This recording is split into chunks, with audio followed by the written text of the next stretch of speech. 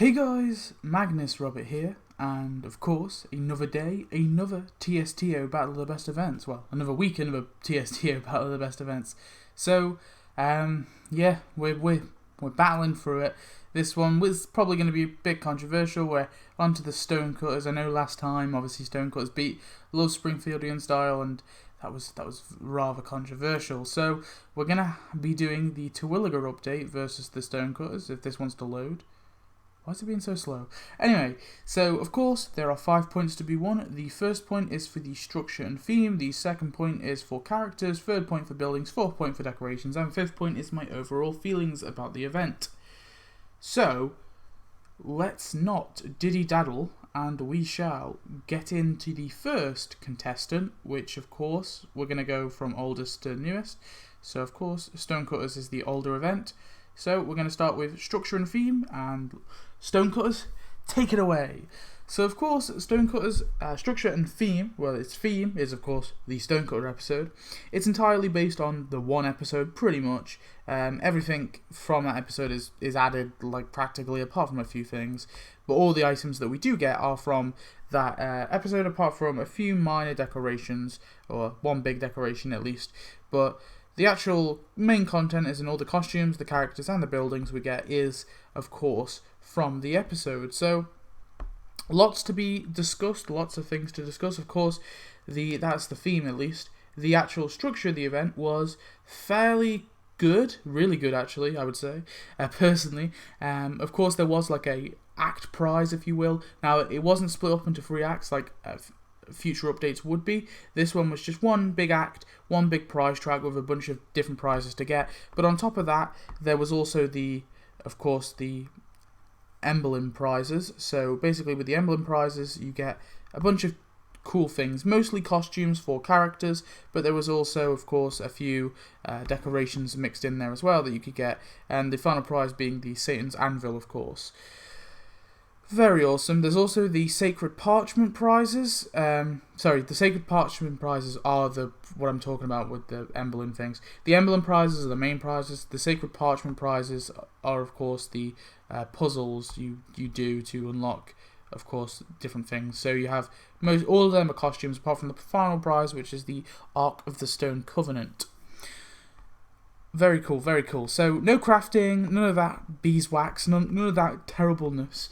Yeah, so I overall really enjoyed the structure and the theme of the Stonecutters event. Say what you will about the content, I think the way the update was structured as a whole is near damn perfect. So, moving on, we shall move on to, of course, the Terwilliger update. So, the Terwilliger update, first time it's been versing something. So, of course, this one added lots of cool things. Of course, it was based entirely around Sideshow Bob and his family. That was the kind of theme of the event, was Sideshow Bob. Now, of course, Sideshow Bob, before this point, was a thing in the game. He was a little crook who was running around. You tap him and you earn some cash. So, it was a feature of the game that, of course, you had to tap him. In some similar ways, a bit like Gil, I guess. Like, Gil comes every so often to give you a deal.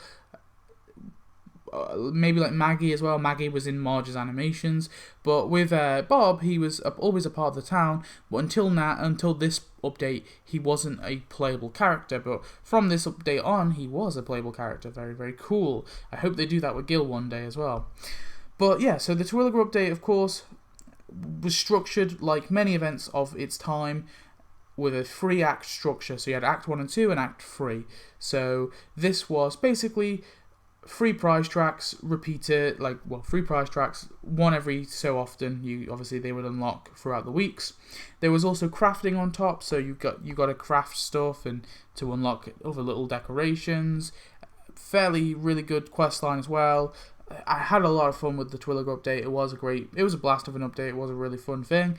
Lots of crafting, lots of prizes to be won, some really, really cool characters. Overall theme was pretty damn good. The only thing I'm a little hasty on is crafting, man.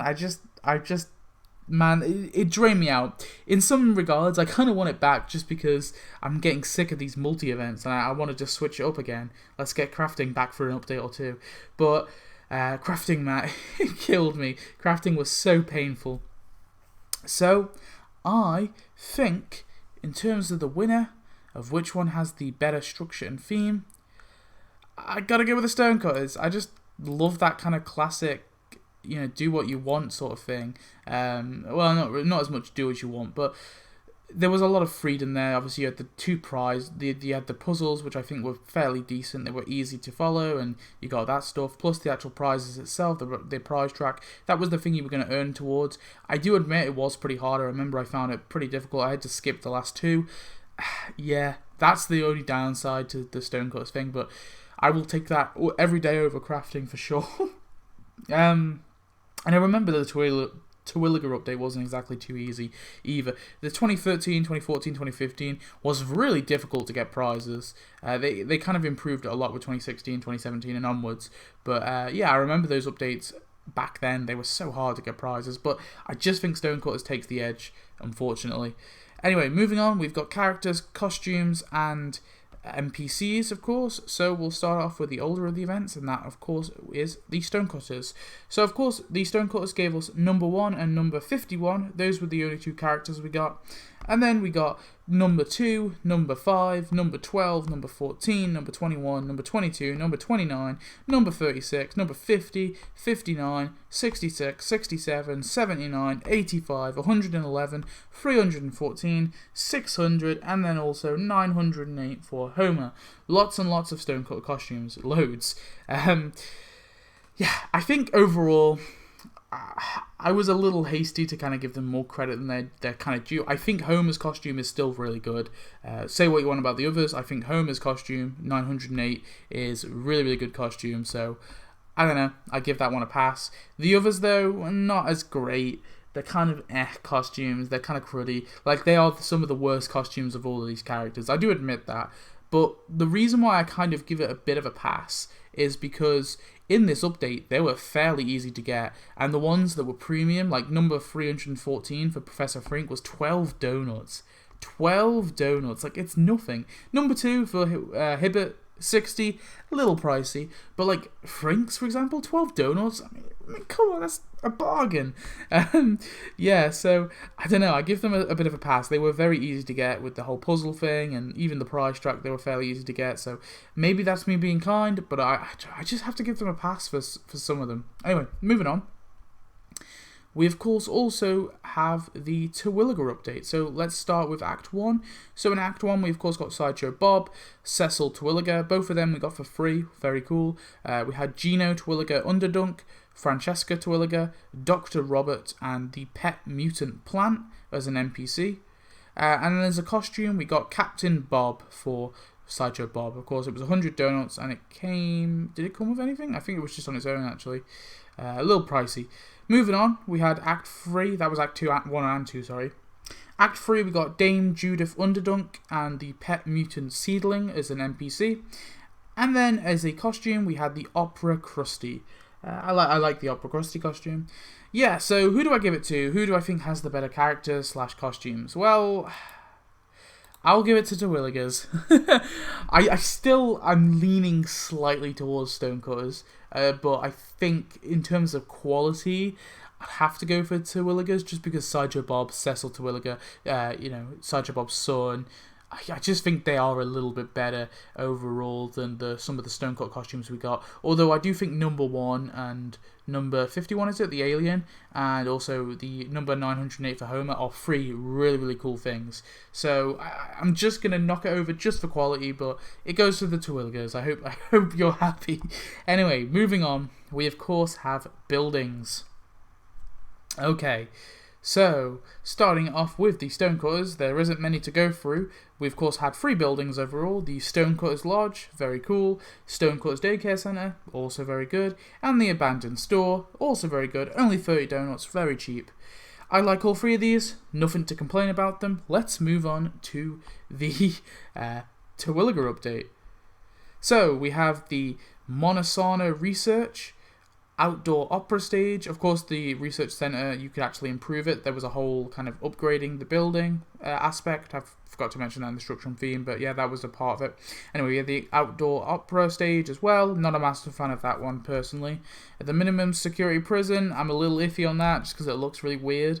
The Museum of Swordfish, I like. The Springfield Farmers Market, questionable if it should be a building, but I'm cool with it overall. The Old Simpsons Farm, very good. The Republican Party HQ, also very good. The Italian Villa, very good. The It's a Wonderful Knife is another very good building. I love that one too. The Gas and Grub, very good.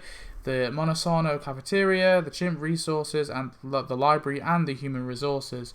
They're okay. I'm a little... I wasn't a massive fan of the whole upgrading building thing. I'm still not. Like the Heights upgrading building thing, I'm not a massive fan of either, really. But overall, it's okay, I guess. Not too bad. Some very good buildings there. So, who do I give it to? Terwilligers. The main reason why I want to give it to Terwilligers is just the quantity, almost.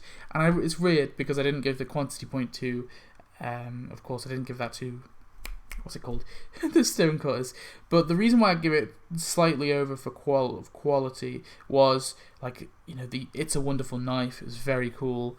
The Republican Party HQ, very awesome. Museum of Swordfish, I really like that. The Old Simpsons Farm is very good too. I just think those buildings kind of they're all quality buildings. And as much as the Stonecutters buildings are also high quality, I just think that in terms of quantity, they beat them out. Like, they've got more good buildings than Stonecutters. Although I will admit, some of the buildings in Terwilliger didn't fit exactly. They were just kind of random. Like Old Simpsons Farm is an example. Like, they fit it in with the quest line, but it wasn't like, it didn't feel very organic, is all I'm trying to say. But I'll still give the buildings point just for the buildings alone. I think yes, Terwilliger gets the point. So moving on to decorations. Starting off with the Stonecutters, we of course got the holograph wall, the tube slide, the all-seeing eye, which man should have been a building. I kind of count this as a building, kind of don't. It's technically listed as a decoration, but it earns currency, and you would think that it would be a building. I mean, look at it. It earns currency, and it looks like a pyramid. Anyway, the sacred parchment, the chest of sacred artifacts, money pool, stone of triumph, stonecutter table, Satan's anvil, Ark of the Stone Covenant. So very awesome decorations there. There wasn't loads, but there's certainly some very good ones there too. Moving on to Terwilligers, we of course had the herbicide squirter, the Monosano founder statue, Willie's tractor, 3 rakes, obviously like a bundle of rakes, the welcome Bob sign, 5 corners, Sanny John smokehouse, Rolling Rock, Cane Field, and the Monosano flower wall. Very good. And then in Act 3/4, we had the Homer decoy, the SPD blimp, the cactus patch, the outdoor opera seats, the outdoor opera ticket booth, and the Simpsons houseboat. All very decent items. So, who do I give it to? Well, in terms of just quality, again, and also more kind of universal, like, what's the word, like university, like more universal, as in like more decorations you can use more often. I don't know how I'm phrasing this, but the person I'm going to give it to, the update I'm going to give it to is Terwilligers, just about.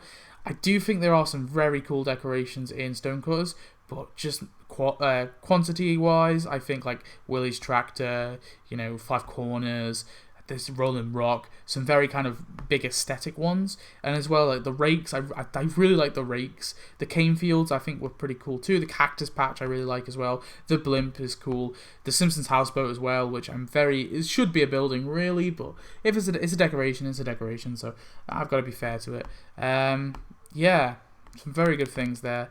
I think decorations, just Terwilligers just about takes it. It's a difficult one. In terms of the reflection point, obviously Terwilligers has just about won the competition. It's just about won the thing. But in terms of how I look back on the update, I would actually give it to Stonecutters. I think of that one more fondly, but really critically looking at both Terwilligers and Stonecutters, yeah, I think Terwilliger just about beats Stonecutter. I think it was a tough one for sure, but they have just about won. So there you go. I hope you're happy. Stonecutters has been knocked out of the park. Terwilligers goes on to the next round to verse a Simpsons Christmas special. So tune in next week where we'll be versing the sci-fi update against the superheroes update. That one will be fun. We'll see. Yeah, so we got quite a few to go. Round 2 is going to be the biggest round. Obviously, it's larger than round 1 just because there's more to go. But once we get to round 3, we're going to start, kicking off some of the goodies. Once we get through round 2, hopefully we've got rid of at least most of the bad things. Although I don't know. So I'm just trying to see if there's any really bad ones, 2 bad ones together. I can't see any. I don't think there is any 2 notoriously bad ones that are versing each other. Anyway, whatever. We'll have to see. So thanks for watching. I hope you enjoyed. Tell me your thoughts. Tell me why I'm wrong. And I shall see you in the next update. Video. Goodbye.